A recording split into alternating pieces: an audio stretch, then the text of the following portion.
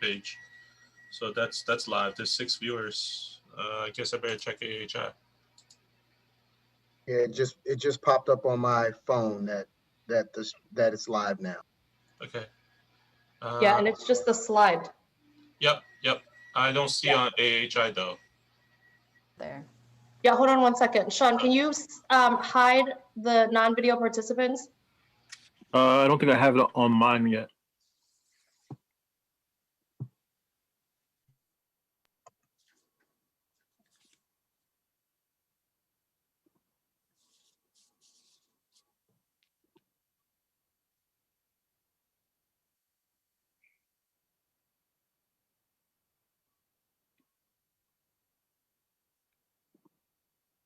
Is yours is not a video, is it? Oh, perfect. I'll stop it. Great, thank you. Okay, so are we almost ready? We're 60 seconds out. All right, I see Councilmember Katz. How you doing, sir? Can you say something on your mic real quick? I can. How are you, E? Good. You're perfect. No echoes. Good. It's very rare that anybody says I'm perfect. I just want you to know that. Waiting for Council President Hucker. Don't see him yet. Any final instructions for the speakers, Diane, or? I gotta do this Yeah. one. We gotta wait till I finish. I'll be out there to help you in a minute. Oops.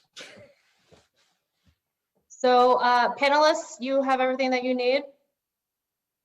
Okay, so we're gonna give Council President Hucker. Oh, there is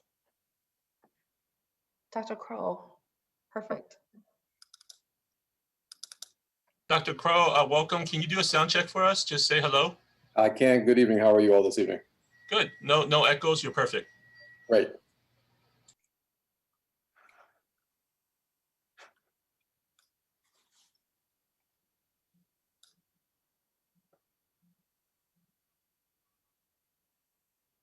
So Dr. Kroll, you have everything that you need? I believe so. Fantastic. I have a PowerPoint and I have a series of questions that I got asked that I want time to cover hopefully this evening. All set.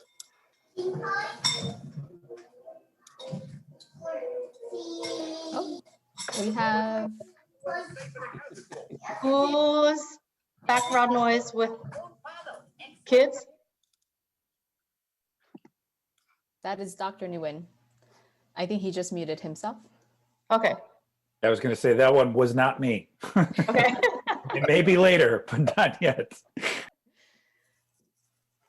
Okay. I don't see Council President Hucker. So what I would suggest is we'll go forward with the program if he jumps in, because he's only got availability between 7 and 7:15. So if we should just go with the program. If he's a little late, we'll just shuffle him into the program.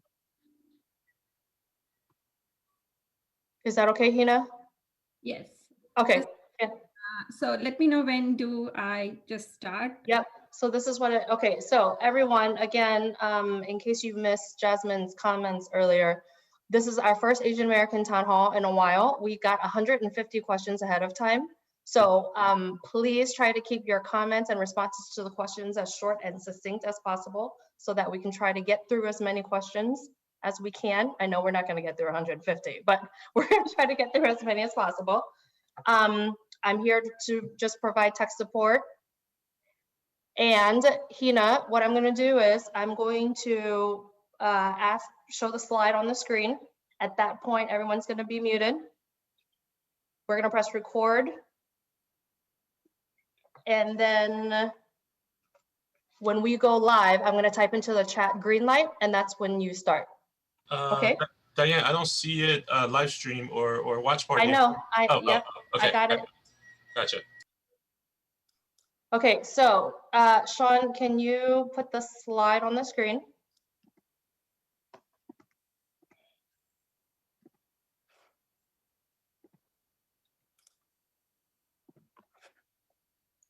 Confirm you see it?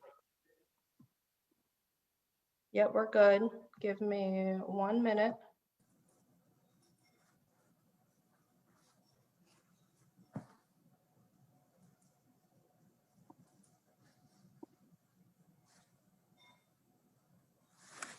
Hina, I'll keep an eye out on the panelists. So if Council President Hucker joins, I'll text you and let you know. Okay.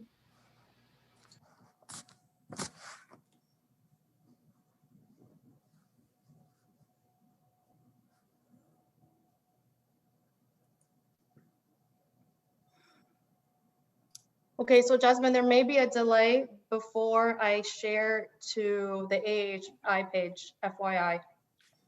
Okay, Okay. all right, everyone ready? Okay, everyone on mute. Lester, you good?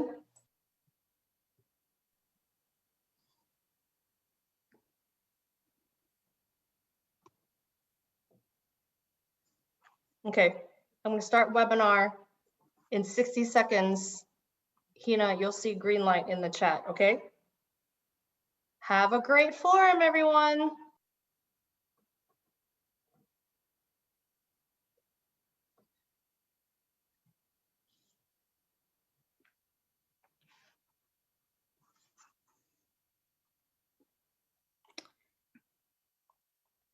Hello, everyone.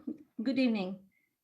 Thank you all for joining us tonight for this virtual Asian American Town Hall community conversation on COVID-19 vaccine distribution in the vaccine distribution in Montgomery County.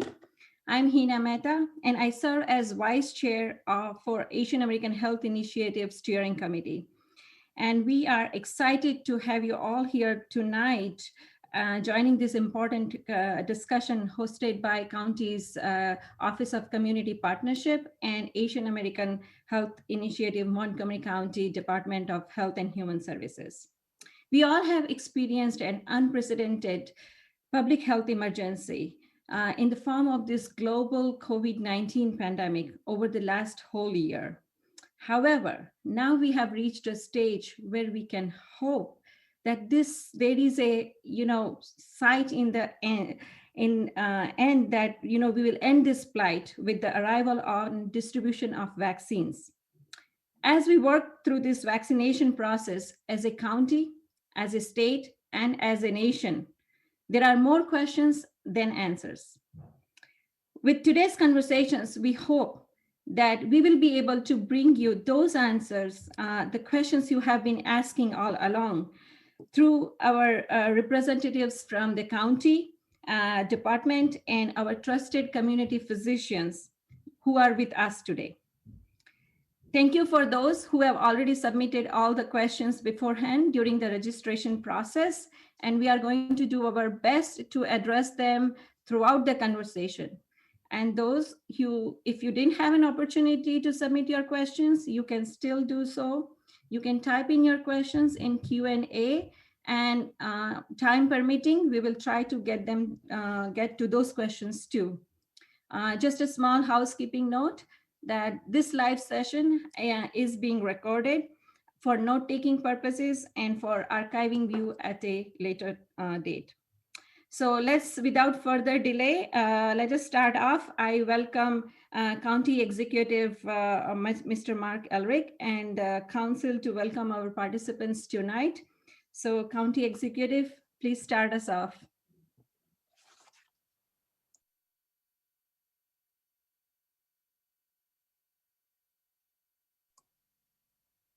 You are muted.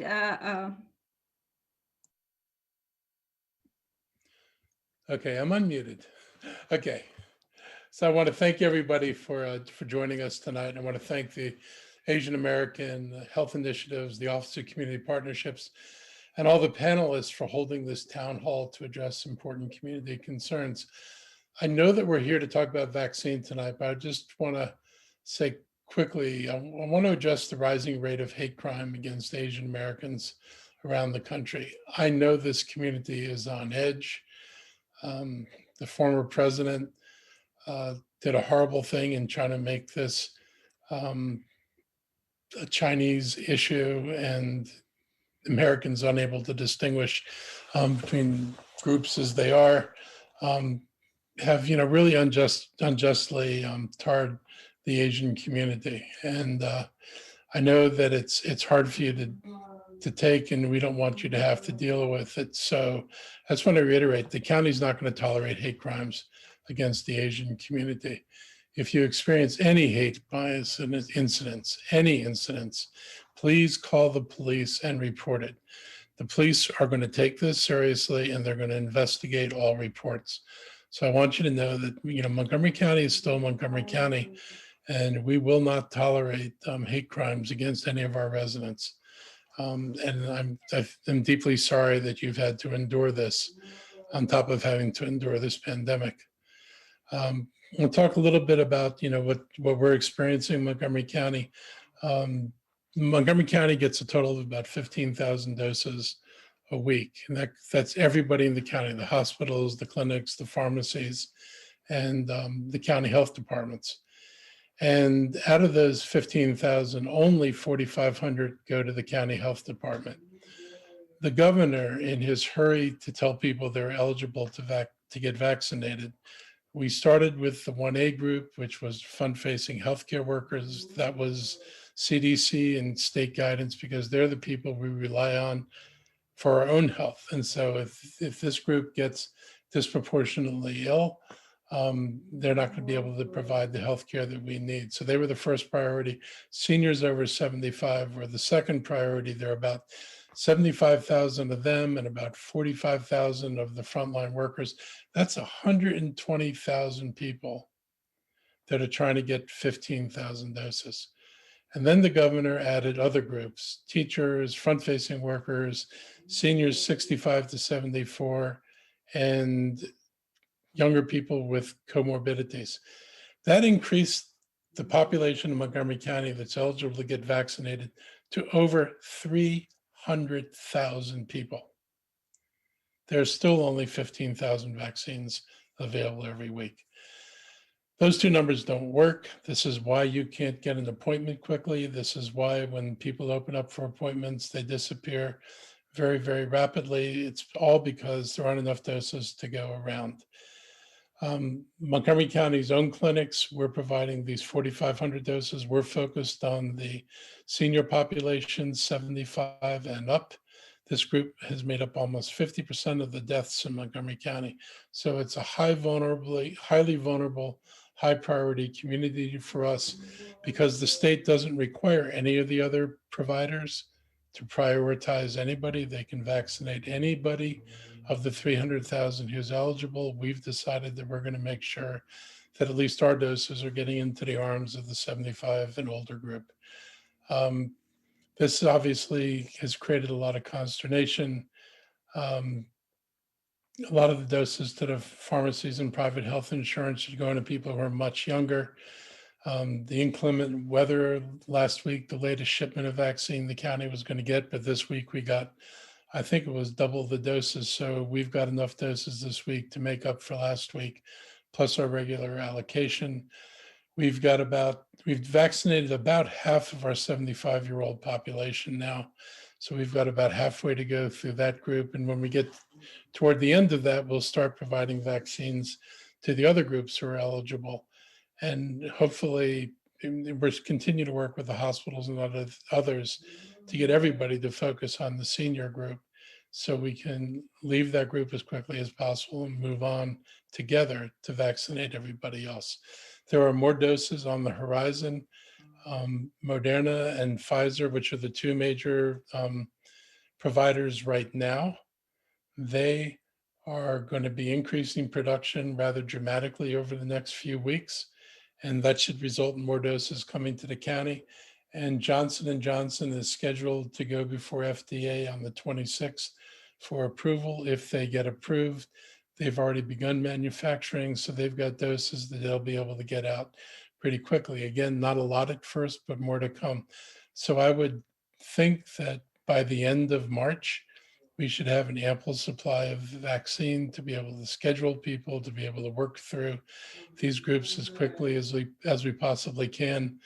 And, we feel everybody's, aggravation. It's hard when you're trying to get a dose and the registration sites close down in 5 minutes. It's frustrating when some people are doing this day after day and they're not able to get registered. it's hard to be 83 years old and have someone who you know is in their 40s or 50s or 30s tell you they've been vaccinated.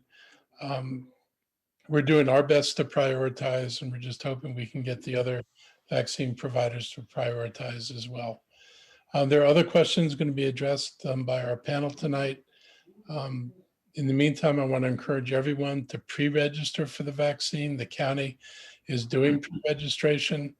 And if you do pre-register, as soon as we have vaccines available, we will send you out notices, and you'll be able to take that notice, go to the state website, and actually schedule your vaccination. So that's really important. I just want you to know that we are working at this to get this done. We believe, at least the doctors believe, that we need about 70% vaccinated to reach a level of herd immunity. This is going to be with us for a while. Masking is going to be with us for a while.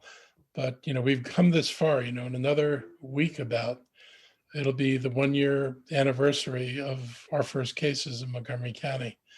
And people, I think, have stuck together pretty well. We've done fairly well in our numbers in terms of the number of cases and positivity in this community. We've been better than a lot of other communities in Maryland, despite being the largest community in Maryland. And I attribute all of that to the county residents who, by and large, have followed our medical advice to avoid people, avoid contact, wear masks, and maintain a physical distance. So we'll do this a while longer, but if we do this, we'll all be together and, celebrating things that we would normally celebrate together. Instead of on Zoom, we can go back to doing this together. I know it's especially hard for Asian Americans who would be celebrating the New Year about now. I loved going to all the New Year's celebrations because it was a holiday that was celebrated literally for a couple of months. And it meant lots of opportunities to meet and greet people and celebrate the new year. I look forward to next year when we can do these things together again. And I'll just thank you very much and appreciate your concern and your attention to this tonight. Thank you, County Executive, not only addressing the vaccine distribution plan, which is the agenda for the town hall, but also addressing the hate crime against the community. I'm sure that our community is already thanking you for that. So next, I would like to introduce Council President Tom Hucker to say some words to our community. Thank you so much, Dr. Mehta, and it's great to be here with all of you. Thanks so much to our Office of Community Partnerships and the Asian American Health Initiatives for holding this very important event. Thanks so much to Diane and Yishen and everybody at the Office of Community Partnerships for all the work you do every day, strengthening our relationships between the county government and the people we serve. And thanks to you, Dr. Mehta and Jasmine, and all of your dedicated team at the Asian American Health Initiative. The work you do is really important every year, and it's particularly important this year while we're struggling with these huge challenges that are in front of us. And happy Year of the Ox to everyone. You're going to be hearing from very capable panelists in just a few minutes, including the Council Vice President and our HHS Director and your other esteemed panelists. So I want to be very brief, but I want you to know we really appreciate, everybody on the County Council appreciates what makes Montgomery County so unique is the fact that we live in the most diverse county in America with over 160,000 residents. Our Asian American and Pacific Islander community is one of our largest and most diverse communities in the county. And like the county executive, I want to echo that it's on all of our minds, the terrible hate crimes we've seen targeting Asian American residents across the nation, fueled by President Trump and his allies. And I want to assure all of you that we have your back. We've seen terrible hate crimes everywhere from the New York City subway and even 3 robberies in my district this week of Asian American restaurant owners who were followed home and robbed of the cash from their restaurants. But I can tell you, as difficult as that is to talk about, this is why partnerships like this and events like tonight's are so important.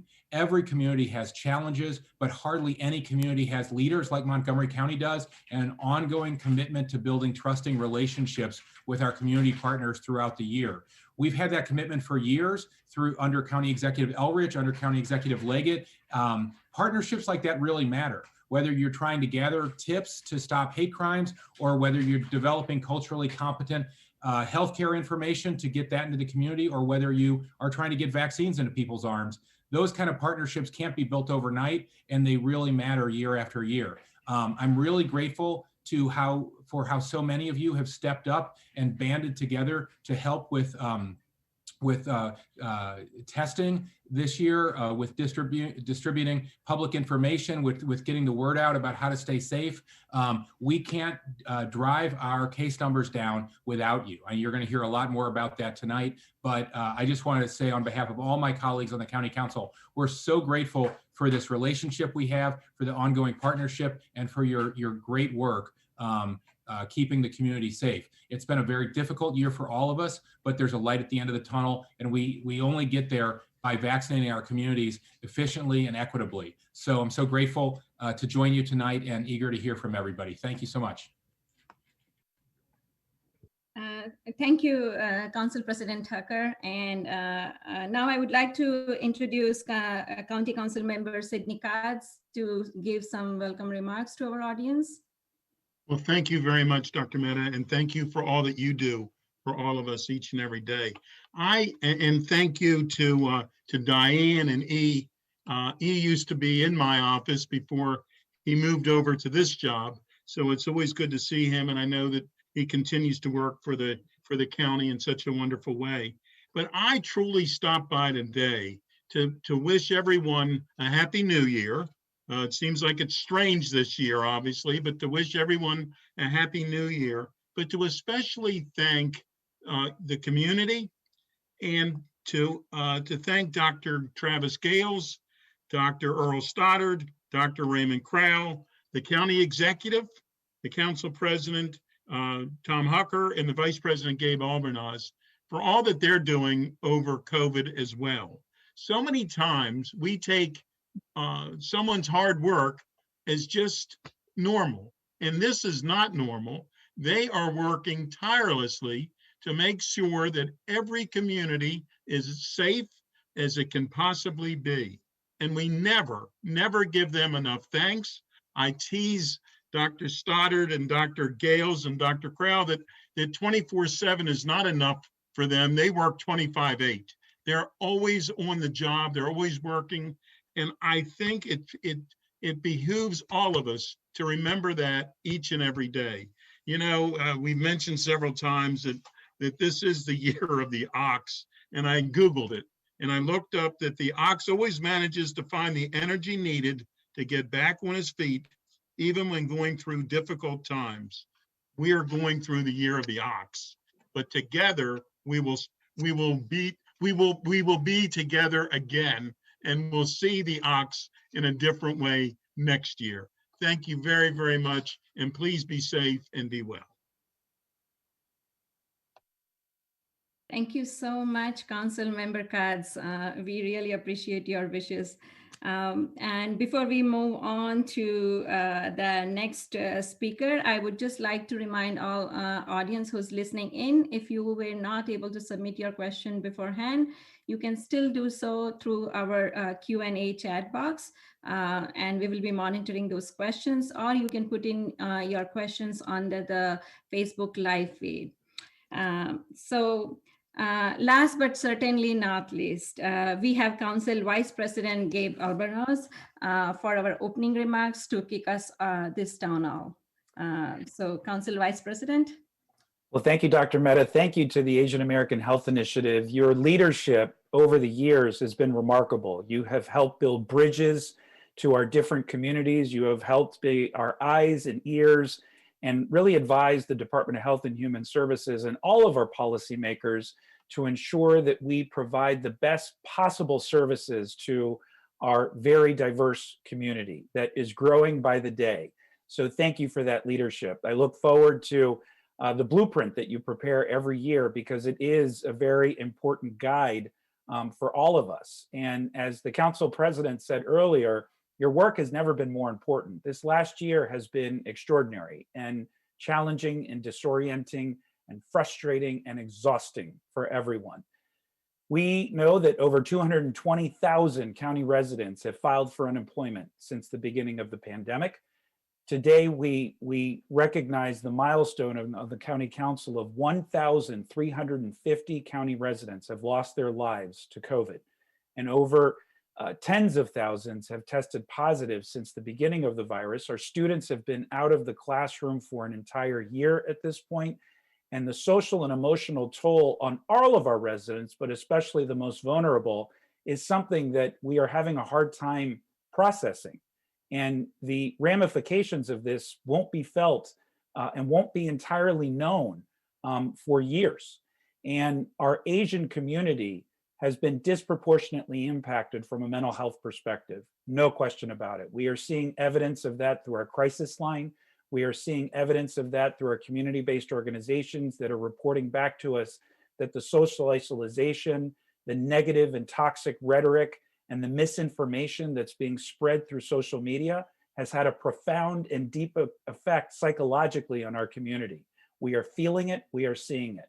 But as our council president said, and so did our county executive and council member Katz, we have your back, because we are here to provide the programs and support and structure and infrastructure needed to help families that are in crisis, help residents that are in crisis, help residents that are in need. And despite all of those challenges, I'm actually optimistic about the future. And it's not just because it's the year of the ox, which I think is an appropriate symbol for what we will be going through this year, but it's because of organizations like the Asian American Health Initiative. It's because of county residents that have taken the time to look after their neighbors, look after their elders, support one another in a way that is profound and deep and authentic. And so it's those elements that give me hope for our future. And as we transition into this discussion, talking about vaccinations tonight, I want to spend, I can do this in less than 2 minutes because I've done it frequently, but to provide some context in how vaccines come from Moderna and Pfizer to Montgomery County, because that context will be important as we lay out both the challenges and describe what's happening before us right now, but also to identify the solutions. So as we all know, and a lot of this, many of you know already, there are only 2 companies in the world right now that have certified vaccinations to be able to provide to the entire world, and that is Moderna and Pfizer. Our federal government has the exclusive contract to distribute Moderna and Pfizer to the states, and the states then have the exclusive responsibility to distribute it to local organizations. Now, from the beginning, there has been challenges at the federal level in the process by which we have established policy to distribute the vaccines to the respective states. And there have also been challenges in how that distribution has been established. And then further adding to the challenges, each state is given the responsibility of deciding how it's going to administer the vaccinations and distribute them based on CDC guidelines and based on federal guidelines, but there is great discretion given to each of the states to decide how they will implement their respective systems. And so we have Virginia and the District of Columbia, neighboring jurisdictions, who have implemented their own systems, sometimes slightly different to Maryland's, which has caused confusion. In the state of Maryland, our governor decided early on to distribute vaccinations per jurisdictions based on the population of that jurisdiction. So Montgomery County is approximately 17% of the state's population, and we have been receiving more or less 17% of the vaccinations available to the entire state per week, which on the surface makes sense. But the challenge with that approach is it doesn't take into account several important factors. The county executive mentioned the 1A category. We have 6 regional hospitals here in Montgomery County, and about 40% of the employees of those hospitals are not Montgomery County residents. And yet the allocation we are receiving assumes that those employees are county residents. The other challenge is that it does not factor in the fact that we have the largest percentage of senior citizens across the entire state. And it also doesn't take into effect the disproportionate impact. We are a majority minority community, and our minorities in particular have been disproportionately impacted by the virus. And so while on the surface it makes sense for the governor to use as a percentage of our population the allocation of dosages, it has meant that because, as the county executive mentioned, over 300,000 people in those categories and the numbers we are receiving, we have remained in the 1B category and have not been able to advance to 1C. Further complicating things is when the governor announces that the state has moved to 1C, it's because the smaller jurisdictions, Talbot County, population of 38,000 people, has been able to move to 1C. And so it's confusing for our residents. The other significant mitigating factor is we don't have a centralized registration system. And as you'll hear later, that has led to a lot of confusion and challenges as well. So I just wanted to, I think I did that in 3 minutes, but I wanted to share that background and context because it's important to note as we discuss the dissemination of the vaccine and the challenges and opportunities. There are opportunities before us. Thank you. Thank you, Council Vice President Albornoz. And really, it is remarkable to see how much of the work that goes behind, which we as an ordinary citizens, we always never get to know about all these things. So we really appreciate these details on the logistics and how it gets done. And we really appreciate the county executive and council's presence at this town hall. And now we will move on to our panel of experts today who are here to talk to us about the vaccine distribution in our county. So I would first like to introduce Dr. Raymond Kroll, who is the director of Montgomery County Department of Health and Human Services. And also with him is County Department Health from Asian American Health Initiative, current acting program manager, Jasmine Nguyen. And with both of them, we are also joined today by 2 expert community physicians because our community also has a lot of questions about the safety, efficacy, and some concerns about this vaccine. So we have invited physicians to answer those questions. And without further delay, I will invite Dr. Kroll to start off with his presentations, and I'm sure a lot of questions which have been already asked by our participants will be addressed by Dr. Kroll during his presentations. So over to you. Okay. Good evening, everyone, and Dr. Mehta, thank you for an opportunity to come back and see you all again and spend time working with you all. It is always a pleasure. And for this cause. It doesn't matter daytime or nighttime. We have to make sure that people are aware of the information and have the information that they need. So I'm happy to be here tonight. I'm going to share my screen with you all and run through a couple of things really quickly. And I think we'll cover some of the questions, but I also know there's a question and answer period. So anything that we don't answer now, we'll hopefully have a chance to come back. So if I can get my screen sharing privileges, that would be helpful. I don't have the ability to share right now, it seems. Yeah. No? Still not. I need someone to share. Yeah, can someone connect me up or give me the ability to share my screen?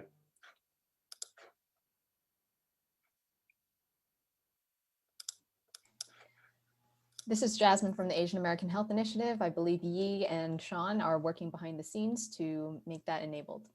Okay. I will talk a little bit about. You should have access right now. And the answer is, I do. Thank you. Perfect timing. Okay, so I'm going to pull this up and go to a full share mode around this. I just want to talk to you about this process in the county of getting vaccinated and share some of the things that you've heard from Council Member Albornoz and from County Executive Eldridge tonight. The first thing I want you to know is that you can always go to our county website, montgomerycounty.gov COVID-19 news, to get updates on information about things that are going on in Montgomery County. And when you go there, you'll see this page. And across the top of this page, you'll see COVID vaccine, and there's information about registration and prioritization around the vaccine for the county. So that's one that we will make sure you have available to you, and you should keep tabs on us through that site. If you live and work in the county, you can pre-register for the vaccine with the county health department, but this is just one of the ways of getting vaccine.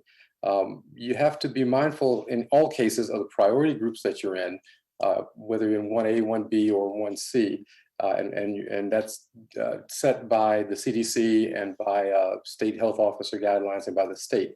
Once you've pre-registered with us, you will get an email from us that says you're successfully registered. And when it is time, when a vaccine is available for you, you will get an email appointment from us with instructions on how to make an appointment with us. So it's an email that is sent to you and for you only. And it gives you some guidance about how to go about setting up a vaccination appointment, but you can also do that via phone when you need to. Pre-registering with the county does not mean you are registered with other venues.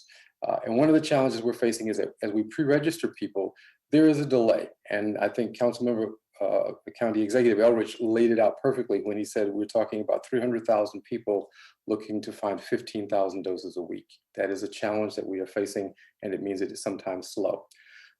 Priority groups, I won't belabor this. You will see this, and you can find this information on the web. That'll give you information about what priority group you're in, and that'll give you some sense of where we are in terms of getting vaccines done.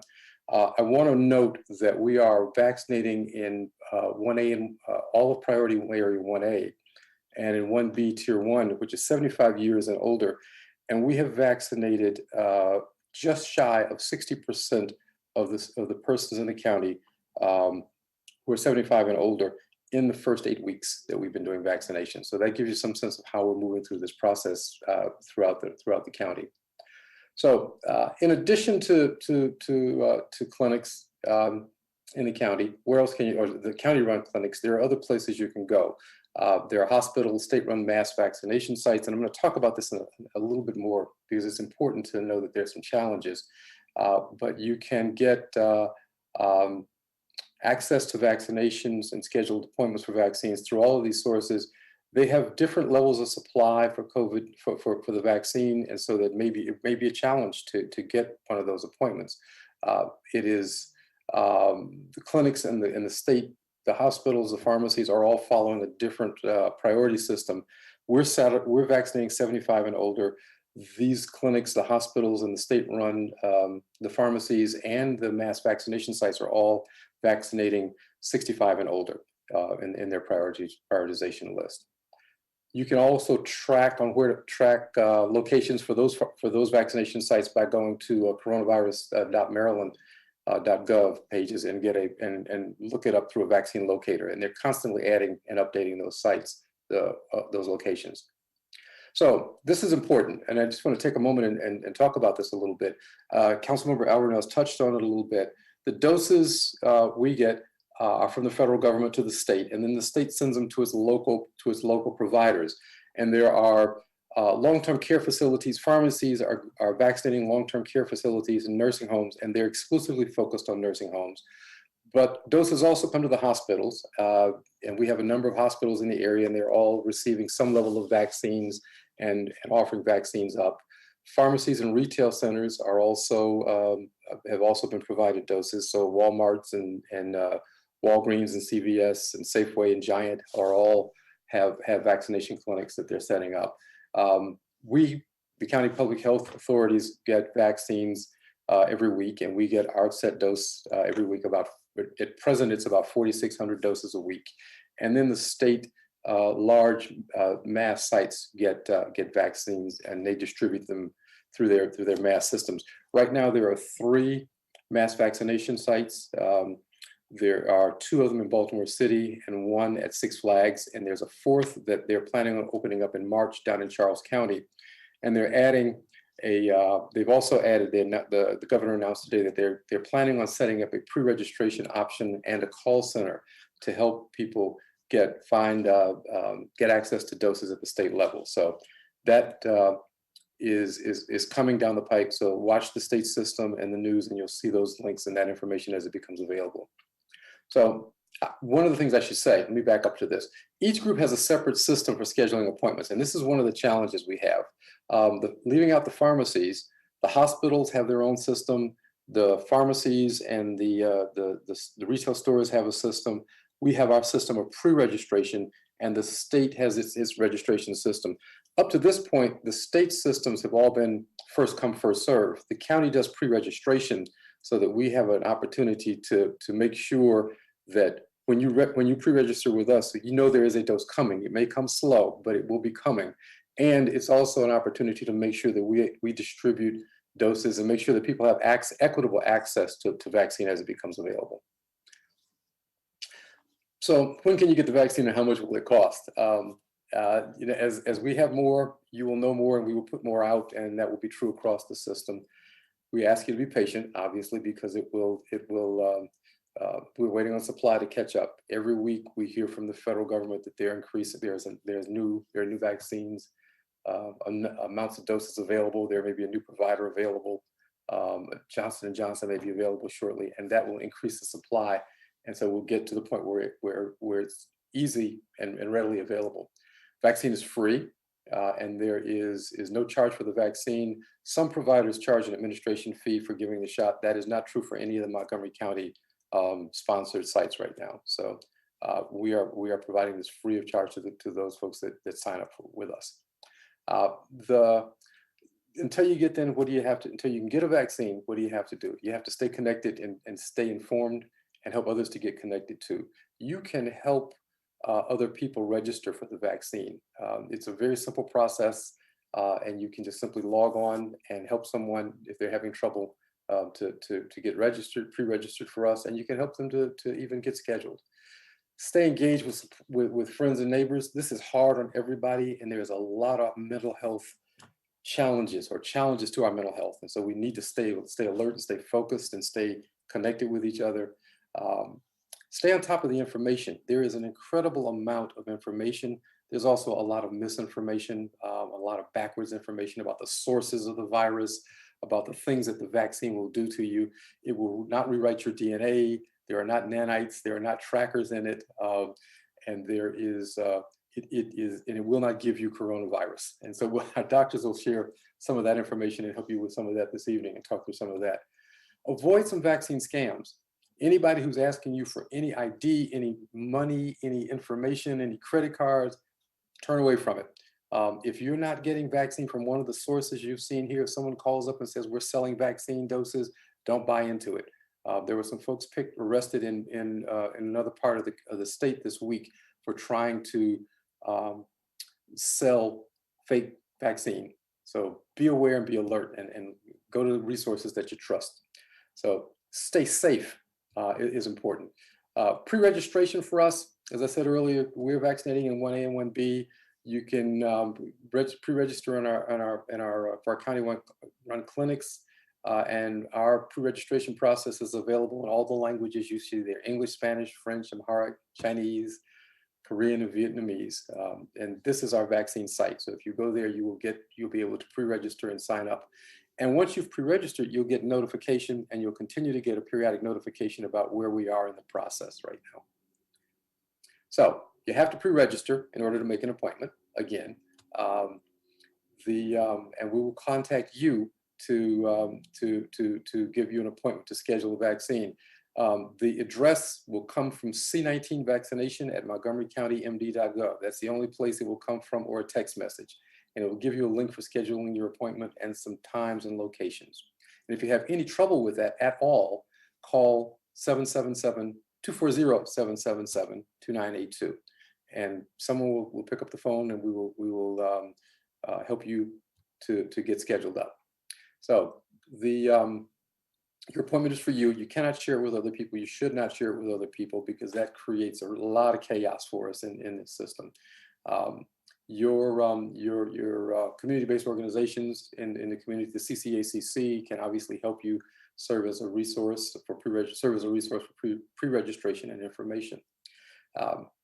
And as for the process, when you come on the day of the clinic, if you need a ride, you can arrange for a ride for residents over 50 and with disabilities. You can call Connect a Ride or email Connect a Ride or call, and they'll work on setting you up with a ride.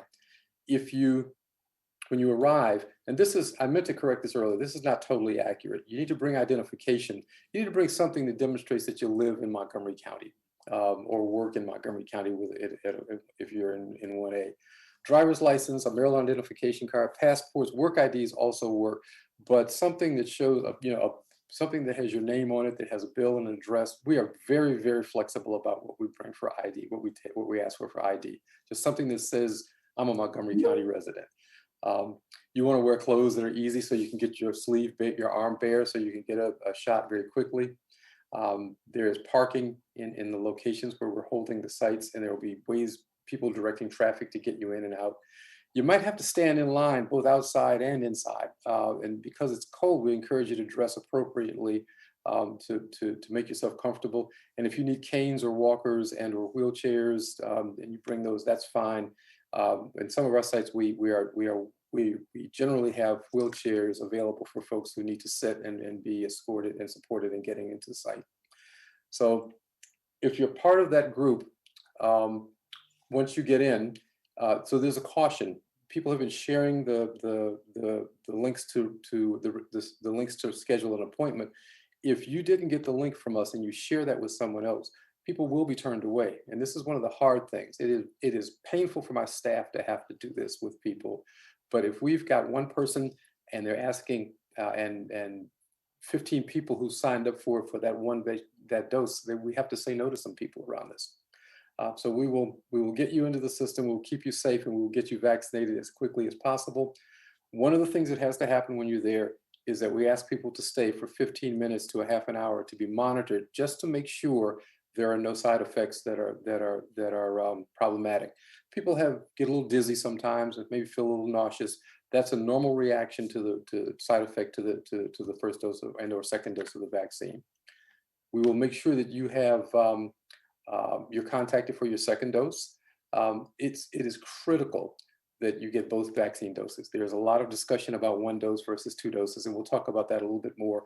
But please keep we'll give you a card and you'll be contacted for your second dose appointment. Make sure you bring it with you to your second appointment. It takes time for this vaccine to reach maximum protection. So you get both doses, and then there's a period of time, week to 10 days afterwards, before it actually reaches its maximum potential. So you have to keep wearing your mask and stay safe and continue to practice social distance. You can't just go out and have a good time and start gathering immediately as you get your vaccination. So in the meantime, continue to stay safe until you can get your vaccine. Stay safe, use prevention methods, cover your nose and mouth with a mask, stay apart from people, avoid crowds, keep your hands clean, and disinfect frequently touch surfaces. And if you have any questions about your health and vaccination, please contact your doctor or clinic, and they can advise you on your particular case. So I think that's it for me. I want to say thank you all and stay safe. Thank you, Dr. Kroll, for a great presentation. You shared a lot of information that addresses a lot of questions already. And we really thank you and your staff for working relentlessly for past, I don't know how many months. We have seen you being in 3 meetings at the same time and making sure that everyone gets vaccinated. So now I would like to move on to ask our experts, physicians, and we have invited two trusted medical experts to address some medical questions about the vaccine. So first, I would like to introduce Dr. Mahesh Ochani. He is an internist and who has been practicing internal medicine for nearly 30 years in Glen Burnie, Maryland. He is also affiliated with the University of Maryland, Baltimore, Washington Medical Center, and we are honored to have Dr. Ochani with us here today. Good evening, Dr. Ochani. Good evening. Thanks for having me over. Welcome. So, as we go through the vaccination process, but always there are some basic questions that what are these vaccines and why should people get vaccinated? Well, vaccines are basically biological agents that help us build immunity in order to fight infection. So when a microbe invades our body, our immune system recognizes it as a foreign agent and starts building proteins called antibodies. Besides recognizing it as a foreign agent, it also keeps a memory of the microbe. So in case in the future you get exposed to it again, we are ready to fight with the antibodies. So vaccines contain these microbes or sometimes parts of the microbe that get injected into the individual, and the immune system responds to it by forming these antibodies. So in the real world, when you do get exposed to these germs or viruses, you're ready to fight them and you do not get the disease, or you may get the disease in a much milder form. So vaccines have been the most powerful tool in our toolbox to fight infections as well as pandemics in the past. Over the past several decades, we've been able to reduce and eliminate a lot of diseases only because of vaccinations. For example, polio and smallpox and many others. Vaccines not only help the individual who's taking the vaccine, but it also helps people around those individuals who are vaccinated, such as their family members as well as people in the community. This works two ways. Number one, because you're vaccinated, you're going to lower the spread of the infection. Also, you remember there are some people who are not candidates for vaccinations, either because of their age or because of their associated medical conditions. So these people depend on others to get vaccinated around them, what we call herd immunity. So basically, taking vaccination can be argued that it is actually a social responsibility as well. And one of the last thing I'd like to mention is that vaccinations do not cause the disease. For example, the COVID-19 vaccine has mRNA strands in it. It doesn't have the full live virus in it, so it cannot transmit the disease. Thank you. Actually, I was going to ask you that, as the technology is evolving and we all keep hearing about these two vaccines that are available, Pfizer and Moderna, and they are based on mRNA technology. So, can you tell us a little bit more about how does that work? Sure. So in order to understand mRNA, we need to talk about some basic cell biology. So our body is made up of billions of cells, and each cell has a nucleus. And within the nucleus, we have our DNA, which produces what we call mRNA. And their job is to produce various proteins that we need for the normal functioning of our body. We have come to know that the coronavirus invades the human cells by virtue of its spike protein, which is on the outer capsule of the virus. And scientists have been able to isolate the mRNA for that spike protein. So they took the mRNA strands, which are basically genetic codes or blueprints, and gave them a special coating and put them in a vaccine. The coating protects the mRNA from destruction from the cell enzymes, as well as it helps the cells of the human body pick up the vaccine. So once you get injected with the mRNA vaccine, the body cells, the lymph nodes nearby pick up the vaccine, and the cells start, the mRNA starts doing its job of producing the spike protein. Now, because the spike protein is a foreign protein, our immune system recognizes it as a foreign protein and starts producing antibodies. So now you have antibodies against the spike protein of the virus.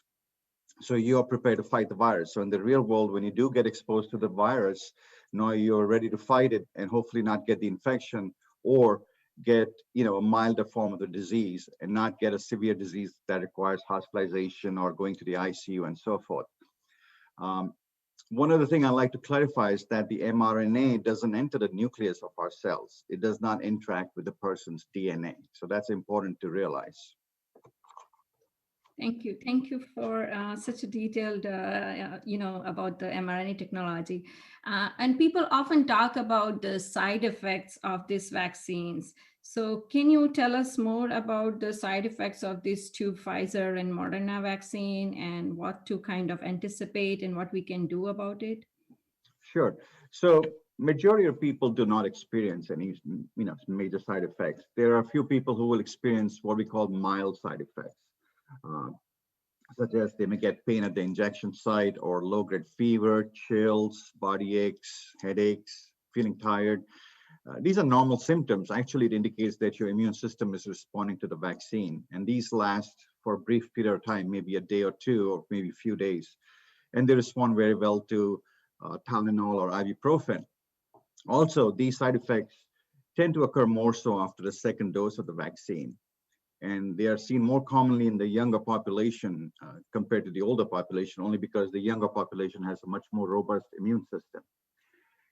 Very rarely we see what's called severe allergic reactions or anaphylactic reactions, where people may have difficulty breathing, or they may drop their pressure significantly. They may need an EpiPen and so forth. Again, these are very rare. And people who have had previous known severe allergic reactions to any vaccine or drug or food should really consult their healthcare providers and take the vaccine under close medical supervision. The only contraindication to taking these vaccines is if you've had a reaction to the first dose of the vaccine. So even if it's not a very severe reaction, so if you get like hives or some wheezing after the first dose of the vaccine, you should not take the second dose. And the only other contraindication would be if someone is known to be allergic to one of the components of the vaccine, for example, the polyethylene glycol, they should not be taking the vaccine.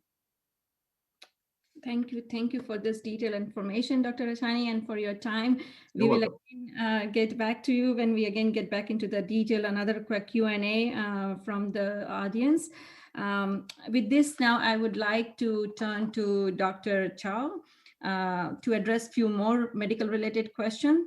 Dr. Chow is the founder and medical director for the Chinese Cultural and Community Service Center's Pan-Asian Volunteer Health Clinic in Gettysburg.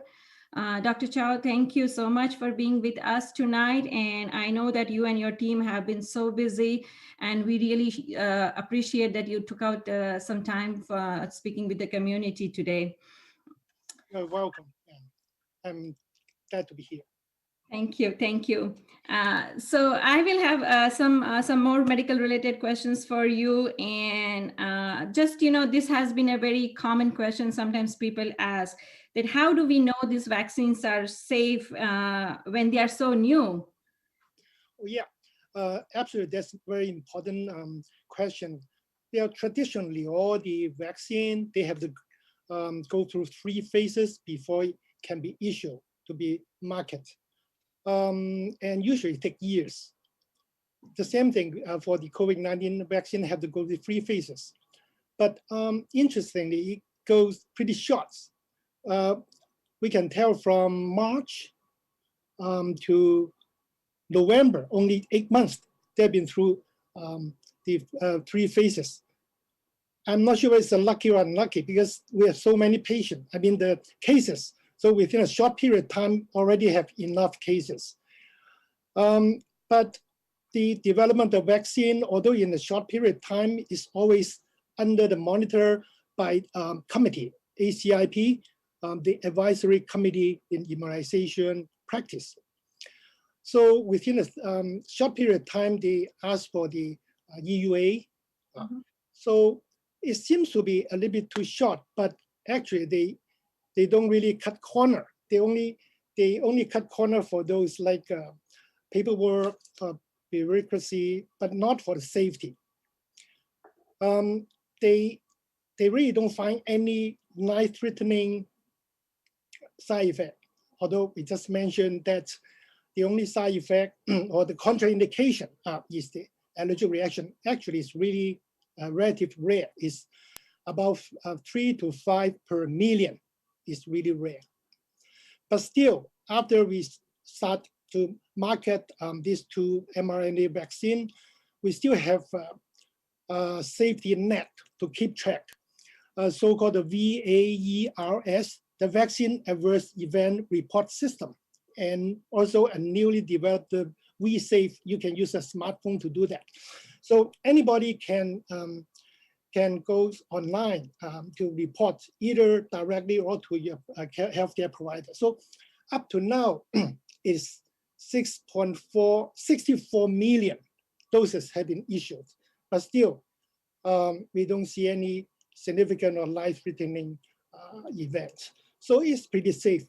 But you may argue that maybe how about 1 year, 5 years, 10 years down the road, you have any side effect? Well, from the history of the vaccination, we think it's pretty safe, okay? Why not for this vaccine?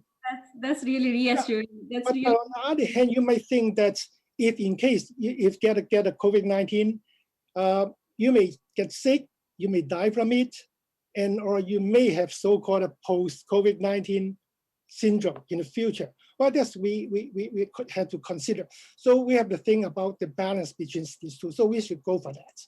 I think it's safe. Everybody thinks it's safe. That's really reassuring to hear about the safety and how the technology has evolved, and we have already gone through so many vaccines in the past. And another question we hear from our community member is that some folks have underlying health conditions, and should they still get the vaccine? Oh, absolutely. Actually, that's already in the the phase 1C. Those patients, they really have a medical condition. They have the priority to get the vaccine. At least in the phase 1, with no doubt about it. Maybe you might consider, say, some patients they have like immunocompromised condition. They are receiving chemotherapy. They don't have really enough data for that. But overall, it should be safe to to receive it. Maybe the response a little bit less effective because the immune compromised situation. I think another issue we should consider is the autoimmune disease.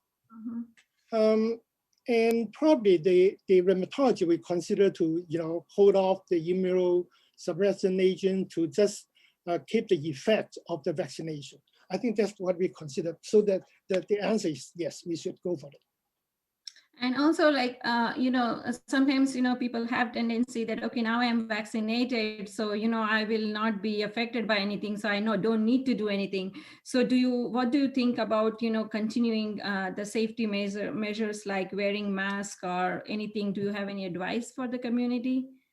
The answer is we have to pay attention to that. The reason being, after you're being vaccinated and you have antibody that can protect yourself from getting sick or getting hospitalized, but the antibodies just protect you when the virus go into your body. But how about if you still may harbor some virus, your nasal cavity, your oral mucosa, which it doesn't go into your body. So you still can be a carrier. You can, if you sneeze, if cough, you still give to somebody else. So I already have my two doses, but I still, when I see patient, regularly, I use face shield, use facial mask, I use hand washing, if possible, keep a little bit distance. So we should keep on doing what we are doing now, even we already have our vaccine, completed.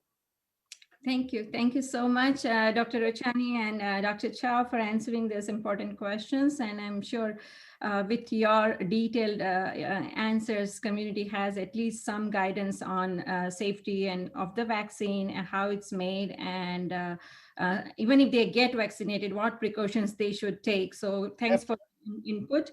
And now we will begin with the Q&A sessions with all our panelists. And for this purpose, since we had received an overwhelming number of questions beforehand, we have categorized them in certain groups, and we will go through those with our panelists. So to begin with, we have, again, same thing. There is a lot of anticipation and concerns regarding the wait time and the projected timeline for vaccination. So my first set of questions is directed to Dr. Raymond Kroll. So Dr. Kroll, there are a lot of questions that, there is a confusion about the pre-registration. Folks have asked that, I'm in phase 1B and 1C, and I know there are various ways to get vaccines, CVS Pharmacy and Giant, and there are clinical websites and pre-registrations. So I have pre-registered, but I have not gotten any response. So how long will it take? I wish I had a crystal ball to tell you how long it would take. So a couple of things. If you've pre-registered with the county, and right now when you see the words pre-registration as of today, that implies the county. That may change in a little bit, but right now the pre-registration is with the county. I said earlier that we have vaccinated approximately 58% of the persons who are 75 and older in the first eight or 9 weeks we've been doing the vaccinations. We started the week Christmas week on the 23rd of December. And then we did a little bit more the week after that. We really got going the first week in January. And so 8 weeks it's taken us to vaccinate on the order of 52,000 persons who are 75 and older. We're expecting that with more vaccine, that's going to start happening faster. The more sites begin to vaccinate, the more sites get stood up, that'll happen faster. It won't take us another 8 weeks to go through the entire 75 and older list. We will start vaccinating in other groups before we start getting we won't wait till we get 100% of all the 75-year-olds vaccinated, because it's going to take time to do that. So we will be beginning to vaccinate in other groups as we move, other tiers as we move forward. So we're having discussions now about when do we open that up and when do we start registering. People have already pre-registered for some of that, but when do we start to do the vaccination? So I'm estimating it'll be another few weeks before we start looking into other groups. That doesn't mean you'll be on the list the first day. It does mean it's going to take time. So. I think in that case, it looks like that it's fair to say that, when the testing started, when the initial COVID, just right exactly a year ago, and when started, and then the tests were not available so frequently, people had to line up, and then when it became more mass production and when the supply started coming in, it became much easier. Now you can just go in and out and you are done with the test. So we can hope for those days will not be too far, hopefully. So are there any walk-in sites yet for the vaccination in Montgomery County? We do not have walk-in sites. We try to make sure that because we've pre-registered, we want to honor the pre-registration for people. There are some rare occasions where there's someone who walks in who may pick up may get a vaccination, but that's someone who has brought someone with them who's much older and frail, and we're helping, because they are transporting someone, they may get a vaccination as a result of that. But generally speaking, we try not to do walk-ups, because we found when we do walk-ups, people start showing up from all over the place, and we don't have doses to be able to do that for people.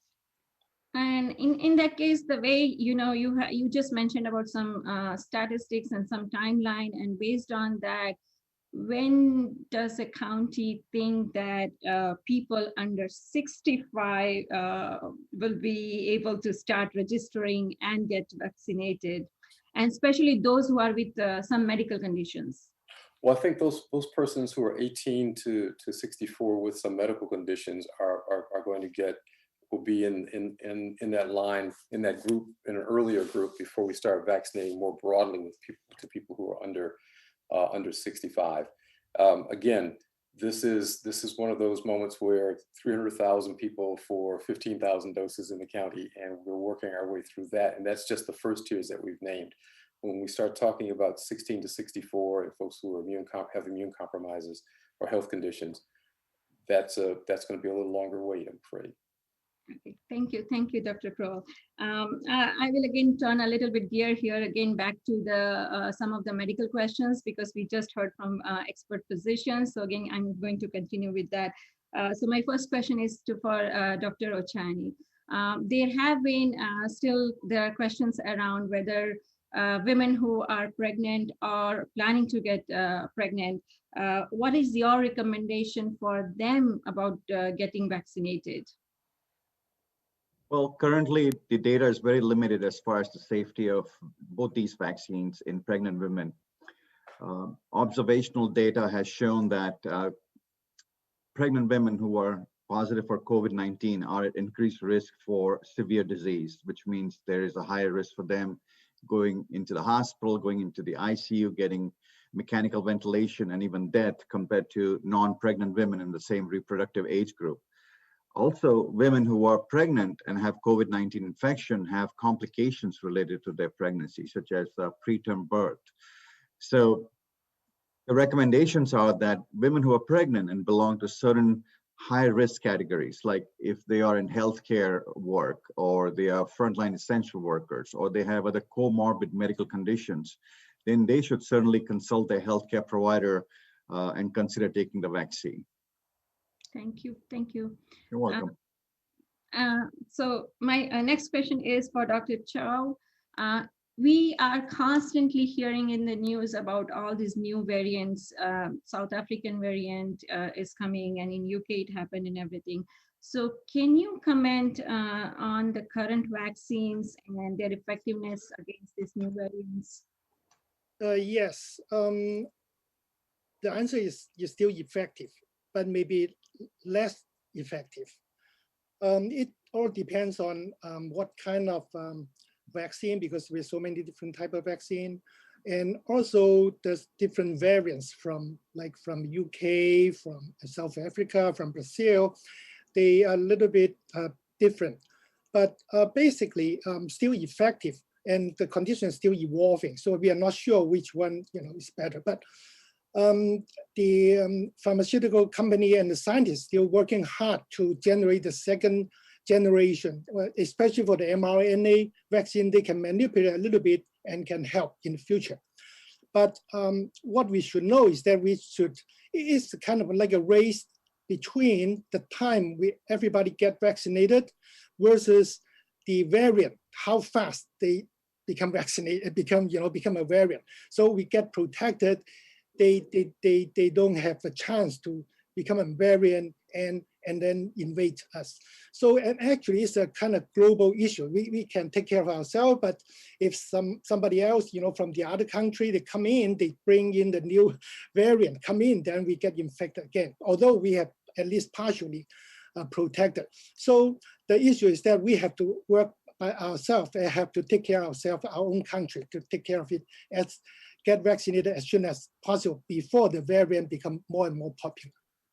Thank you, thank you. So again, going back to Dr. Ochani, since we talked about expectant mothers, so how about children? We know that there is still children under 16 and 18, depending on what company is making the vaccine. They are not getting vaccinated. So when do you think the vaccines for children will be available? Because a lot of parents have asked that question, so that we thought we will get your opinion on that. Yeah, that's a very important question, especially for parents. So right now, as you said, Pfizer is authorized for age group 16 and up, and Moderna is authorized for age group 18 and up. So there are currently studies underway for the adolescents who belong to age group 12 and up. Both Pfizer and Moderna are doing those trials right now. And we anticipate that a vaccine for that age group 12 and up will be available later this spring or early summer. As far as the younger kids are concerned, for age group 5 to 11, studies are to get started pretty soon, and we anticipate that there'll be a vaccine for them. Will take several months to get there for that age group, unfortunately.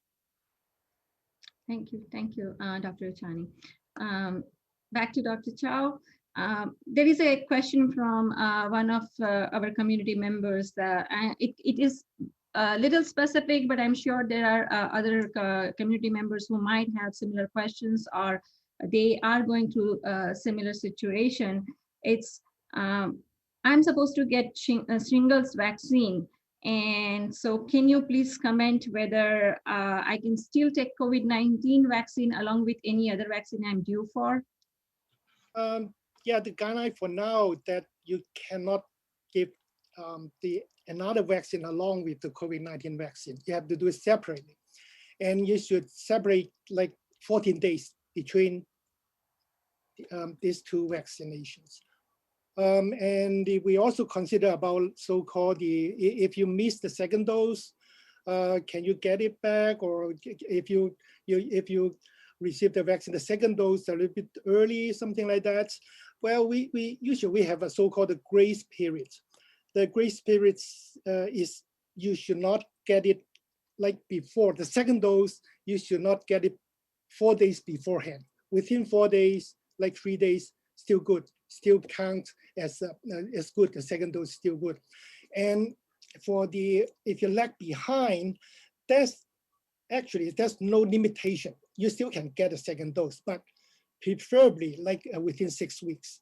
They find that within 6 weeks, still good to work. Although usually they up to now, the study show that even after the first dose, you still get certain protection, but we better stick to the like after Pfizer, 3 weeks, and after Moderna's 4 weeks, try the best.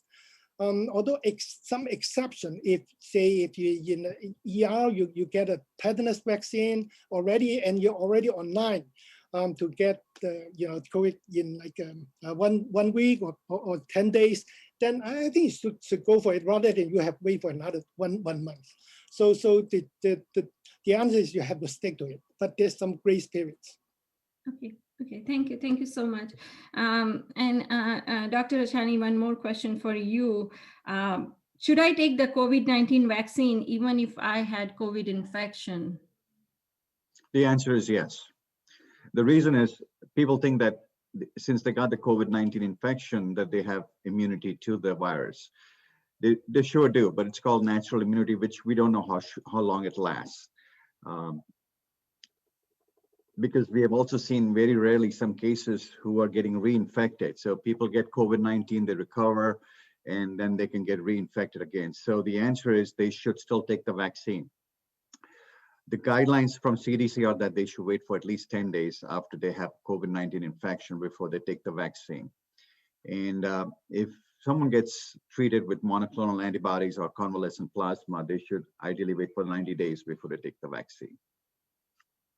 That's really useful. With that, I would again switch gear to Dr. Kroll.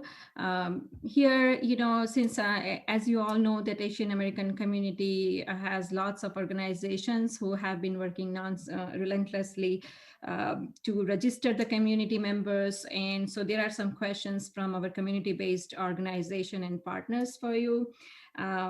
And one of the question is whether the county will consider setting up dedicated vaccine sites in partnership with community organization or adult daycare centers that service our seniors. So do you think the county has any plans for doing that to reach the community? We do. I think we are having conversations with CCACC as we speak to send, excuse me, sorry, with CCACC to stand up a vaccination site in partnership with them to bring doses to places that are familiar and comfortable to the community. So that's at least one of the things we've done. We're also partnering with other groups to take vaccines we're exploring we're piloting the work, I should say, to bring vaccines to people's homes. At some point where they're unable to get out to come to a vaccination site. We're also doing vaccination sites in independent living communities for seniors. So we're moving vaccination around and we're moving it to communities that have been hardest hit and to people who are unable to get to take that last mile, to a vaccination site.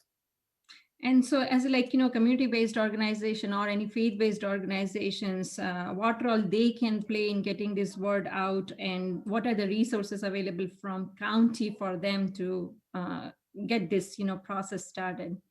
So this kind of conversation that we're having right now is important for folks to know, to share the information that we've shared tonight about what's available and about what the vaccine can do for you is important. For pre-registration, it's important, and absolutely faith-based organizations and community-based organizations can absolutely help. You have members in your community or in your faith institutions that need help in registration. Take them, set them aside, and walk them through the site. Register them, help them to register. If necessary, you can leave your email as the contact point so that when it's time for them to be scheduled, we can contact you, and you can in turn contact that person and help them to get scheduled and get to an appointment. Those are just two simple ways you can do that. You can also call. They can also call the number that we mentioned earlier that's posted, that we shared earlier, 240-777-2982. To get someone to help them walk through the pre-registration site process. So another recurring questions we are right now, when we are live, we are getting from our community members who are attending this town hall, is that Some areas have high minority population and also high amount of COVID-19 cases. Does the county have any plan to focus on those areas and zip codes? So glad you asked that. We have been tracking where this virus is going since day one. And so we can tell you which zip codes have been, and I didn't share that with you, and I've shared it in previous conversations in previous meetings, but tell you which zip codes have the highest rates of infection and which communities and which groups have that highest rates of infection. And within those zip codes, we can tell you who's being affected most by race and ethnicity and by age, down to catchment areas, so very small areas. So we stood up a vaccination site in 90204 on Sunday, and we invited folks from 02, 04, 06, and from across the county, but targeted to those areas. We stood it up in a place that was one of the most severely impacted communities by COVID throughout this pandemic. So we are taking it to folks, and we're allocating doses and setting up sites in places that are what we're calling hotspots for COVID. We're taking the vaccine, we're taking this fight to the virus, wherever it is in the county. Thank you. Thank you for answering that questions. I will turn to Jasmine for my next set of questions, especially these are specific from the community regarding how the communication is going towards this vaccine distribution, how they can avail those things. So my first question to you is, what are the most significant vaccination issues you have encountered within the Asian community? Thank you, Dr. Mehta, for that question. There are significant barriers facing the Asian American community right now in accessing the vaccine. Definitely language barriers are, that is the one that I see most paramount for the Asian American community. With a lot of new information being posted online, updates on the processes, almost on a daily basis, everything is in English first and it's all online. Then it is eventually translated into the other top languages spoken in the county. And, for the Asian community, we're talking about Chinese, Vietnamese, and Korean. We do our best as a county department to make sure that this information gets out ASAP, ready for community consumption for our diverse communities. And our CBO partners have been doing a great job at getting that information, that trusted information out to those who are most isolated. And that includes our Asian seniors. The technology divide is another big barrier. I'm looking at a majority of Asian seniors in priority groups 1B and 1C. To pre-register, you have to be quite proficient in reading English and to do so on a computer screen, which again, technology access issues. So our CBOs have been playing a huge support in pre-registering folks. And also we have, as an Asian American myself, I do, have, I support my parents in being able to sign up for the vaccine wherever I'm able to get a slot. And we've gotten multiple calls coming into our office, again, with the same challenges.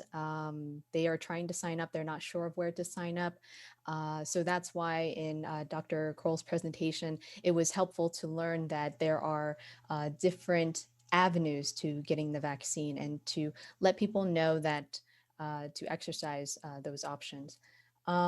Transportation and misinformation. Seniors in the Asian American community have been isolated for so long, not leaving their homes out of fear of getting COVID. And now they hear about the vaccine. So, if they are, if there's no one to guide them to a reputable source to get the facts about the vaccine, it makes them susceptible to misinformation they may hear through various channels. So we do our best to make sure that we give them access to that information to dispel any myths about the vaccine.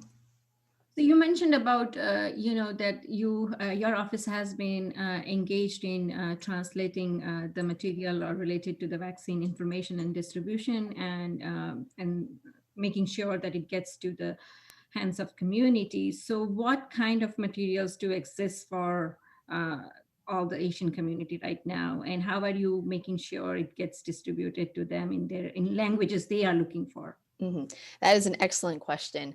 I've been referring a lot to the CDC website. So as I said, information is new, it's changing, it's, right off the press. So I've been referring to the CDC website. They have several educational outreach handouts. One is labeled Facts of the Vaccine. It's a 2-page handout that you can, that is translated actually in some of the common Asian languages, such as Chinese, Korean, Vietnamese, and they also have it in Tagalog. So they are, as the information is new, it's being translated. Every day I refresh the screen and I see a different language that it's available in, which is great. And to note, the CDC is also developing some communication toolkits where, the CBOs can use to educate the community and also to address the vaccine hesitancy and build confidence in the vaccine. So you have to dig a little bit in their library, but it is there. And if you need access to that information or need some help digging into their library, feel free to reach out to the Asian American Health Initiative and I can connect you to some of the resources. Thank you. And one last question for you. How's your office or AAHI is ensuring equity distribution of vaccines to those most in need? Are you taking steps or? Yes, great question. So we are holding community conversations just as these, where we have a space in which community members, CBO partners, our experts in the healthcare field come together to ask these questions in a respectable space so that we can provide them facts and, empower them with that knowledge of where to get the vaccine. If you are still hesitant about the vaccine, let's talk about that a little bit. Let's see where the hesitancy is coming from so that we can build that confidence. Definitely in the beginning stages when the vaccine first came out, I heard a lot of hesitancy from the Asian American community. But after a while, after they see community members like them, community physicians like them, getting the vaccine and saying like, okay, yeah, there are some side effects that show that the vaccine is working, but I've taken it. And the reality is people are suffering health complications from COVID-19 itself, not necessarily from the vaccine. So still much work to be done. Definitely education is something that we are doing. And I've been in talks with many of our community-based partners, and I'm happy to talk to them and, present to them so that we can get that information out there. Okay, thank you. And so that means that, any community members, if they come if they need any information after this town hall, also they can contact Office of, Asian American Health Initiative, Montgomery County Department of Health and Human Services. And since you mentioned about the seniors and use of technology, I will turn it back to Dr. Kroll for asking him about what county is doing to help share vaccine rollout updates to seniors who are isolated and have little or no knowledge of how to use the technology. So we are, I think, as Jasmine just discussed, trying to make sure that our community partners have information as situations change in rollout and the availability of vaccine. So we going back a year or so ago, the county launched a census campaign that was designed, and Ms. Vu and Office of Community Partnerships team created this group, the CCC, to try to make sure that we were reaching into the community and connecting with partners through faith-based organizations and community-based organizations to share information and encourage people to sign up to take the census, to complete the census. We've reactivated that group and are working with our regional service center directors and all of those community members to try to now make sure that the communities have information in the languages, in places and locations where they are, whether it's in print material or whether it's through community forums that we might encourage seniors and support seniors to take part in. Our Aging and Disabilities Office is doing outreach and engaging our senior centers across the county to try to make sure that every vehicle we can explore that isn't a digital vehicle that has an opportunity to share, it's a path to share information with seniors. We're trying to do that with people. So another question, like, more majority or, there is a quite a good percentage of Asian community is in food and restaurant business. And they have been hit hard over because of the closer down and everything. They are essential worker. And as and whenever the 25%, 50% capacity they open, they want to go back and serve the customer. And they have been dealing with this. So there have been a lot of questions around that, whether they will be considered as an essential worker and what priority group they will be considered for this vaccine, under this vaccine distribution plan. So I can't tell you precisely what group they would be considered in, but I can tell you that we are, as we move through the 75-year-olds, one of the groups that we're looking at is next are folks who are working in places that are essential for us to stay safe and stay alive. So grocery workers, for example, are in that group because we all have to find our way to grocery stores to feed our families, to feed ourselves. So they're in that next group. Childcare workers and educators are in that group as well. That we'll be targeting and working on next to try to get folks into back into work. The folks who are in service industry and food service industries are going to be probably in 1C in one of the tiers in 1C. So it'll be a while before we get to them in any kind of large scale. But I would say that as more doses are available, it becomes easier for them to get vaccinated and faster for them to get vaccinated. And they may fall into other categories as well. So if they're volunteering, for example, with food distribution, they may fall into a category where we'll be able to vaccinate them earlier.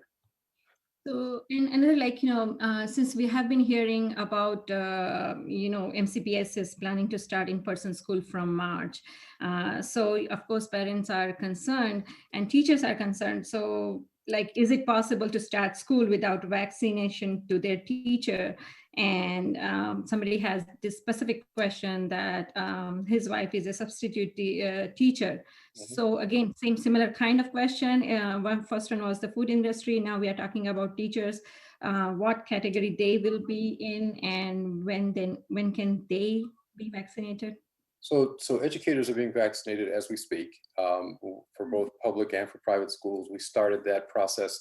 The governor initially announced that he wanted schools to reopen in beginning of March, and the school districts have all been working to comply with that, knowing that vaccination was not deemed a requirement for reopening, but certainly a strong preference for reopening. And Dr. Gales has I think stated that he thinks it's important for teachers and educators to be vaccinated. The state made an initial amount of doses available for educators, and I think they continue to make doses available. And we are partnering with the state and with our local providers to try to increase the rate at which we're vaccinating school educators in the public school system. The school system is setting the prioritization list for who comes back, who gets vaccinated, because they've determined what schools are going to open and what programs and services are going to open. And so we're taking their prioritization list and filling it that way. So if there's someone who is, and I can only imagine that they will need substitute teachers. And so they should reach out to the schools where they were and to the school system, try to see where they might fall on that list and if there's space for them on that list. Thank you. Thank you.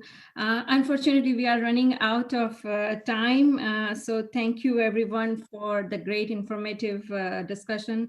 And thank you, everyone, for joining today's this session. There will be probably some unanswered questions still in Q&A.